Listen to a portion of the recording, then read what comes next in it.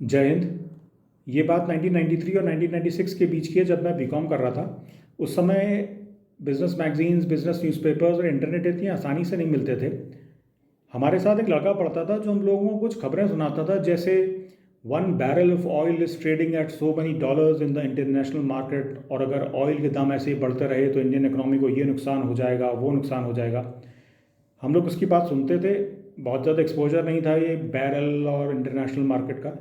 एक दिन मैंने अपने दोस्त को बैठाया और उससे सवाल पूछा कि दोस्त ये बताओ कि 1 बैरल ऑयल में कितना लीटर पेट्रोल होता है, नंबर एक। और दूसरा, 1 बैरल पेट्रोल कितने रुपये का आता है। डॉलर और बैरल में बताओ मुझे, लीटर और रुपये में बताओ, तब मैं अंदाज़ लगा पाऊँगा कि तेल महंगा है या सस्ता। मेरा ये सवाल सुनने के बाद मेरा दोस्त उठ के चला गया और उसने मुझसे फिर कभी बात नहीं करी। वो इसलिए क्योंकि उसे विषय का ज्ञान नहीं था। वो सिर्फ बड़ी बड़ी बातें बताकर लोगों को इम्प्रेस करता था। यही प्रॉब्लम आज भी है। आपने देखा होगा कि न्यूज़ चैनल्स में और सोशल मीडिया पे ऑपोजिशन पॉलिटिकल पार्टीज़ वाले हल्ला करते हैं कि रुपया कमज़ोर हो रहा है और मोदी सरकार ने अर्थव्यवस्था ख़राब कर दी है। अगर इनसे एक सीधा सवाल पूछा जाए कि a depreciating rupee is the cause और इज़ इट द इफेक्ट, यानी रुपया कमज़ोर हो रहा है इसलिए कोई परेशानी हो रही है, या कुछ ऐसा काम हो रहा है जिस वजह से रुपया कमज़ोर हो रहा है, तो यकीन मानिए ज़्यादातर लोग उठ के चले जाएंगे, जवाब नहीं देंगे। और जो जवाब देंगे वो सिर्फ एक जवाब देंगे, और वो ये है कि मोदी जी ने अर्थव्यवस्था को बिगाड़ दिया है। इनकी प्रॉब्लम अर्थव्यवस्था या कमज़ोर रुपया नहीं है, इनकी प्रॉब्लम है इनका अस्तित्व, जिस पर सवालिया चिन्ह लग चुका है। अगर मोदी सरकार ऐसे ही काम करती रही तो इनमें से कई दल तो 2024 में डायनासोर बन जाएंगे, एक्सटिंक्ट हो जाएंगे। तो ये है नाच न जाने आंगन टेढ़ा। मैं आपको कुछ हिस्टोरिकल फैक्ट्स बताता हूँ। 1947 में जब भारत आज़ाद हुआ था तो सोवियत यूनियन से इम्प्रेस होकर नेहरू ने भारत को एक क्लोज और कंट्रोल्ड इकोनॉमी बनाया था। एक प्लानिंग कमीशन बनाया गया जो 5 ईयर प्लान बनाता था। ये डिसाइड होता था कि कौन सी इंडस्ट्री को प्रमोट किया जाएगा, किसे नहीं किया जाएगा, क्या बनेगा, क्या नहीं बनेगा, क्या इंपोर्ट होगा, क्या एक्सपोर्ट होगा। तो फॉरेन एक्सचेंज फ्लोज पर, मैन्युफैक्चरिंग पर, हर चीज़ पर सरकार का कंट्रोल था।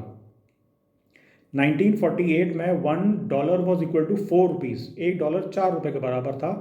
और सन 2014 में जब कांग्रेस की सरकार गई है उस समय $1 वॉज इक्वल टू 61 रुपीज़, $1 61 रुपये का हो चुका था। तो जब रुपया 4 रुपये से कमज़ोर होते होते होते 61 रुपये का हो गया तब इन्हें चिंता नहीं हुई। लेकिन आज अगर रुपया 5 पैसा 10 पैसा भी कमज़ोर होता है तो ये लोग जल बिन मछली की तरह तड़प उठते हैं। अगर इन्हें इकोनॉमिक्स का, फॉरेन करेंसी का इतना ज्ञान था तो अपने समय में क्यों नहीं रुपये को संभाला। और सबसे मज़ेदार बात है कि सन 2004 और 14 के बीच में भारत के प्रधानमंत्री थे एक इकोनॉमिस्ट जो खुद आरबीआई के गवर्नर रह चुके थे, जो भारत सरकार में फाइनेंस मिनिस्टर रह चुके थे, जो भारत सरकार के फाइनेंस सेक्रेटरी रह चुके थे।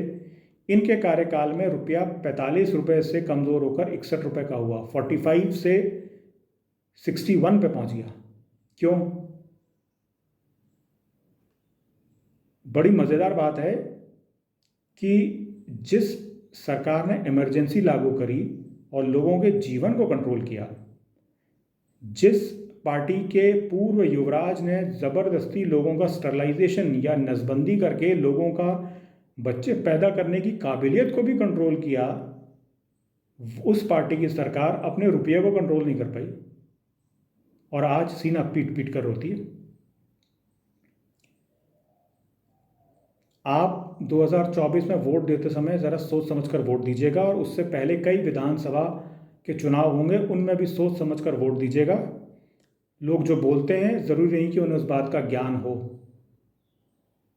इसलिए सोच समझकर वोट दीजिएगा। जय हिंद और जय भारतीय जनता पार्टी, क्योंकि पहले देश फिर दल।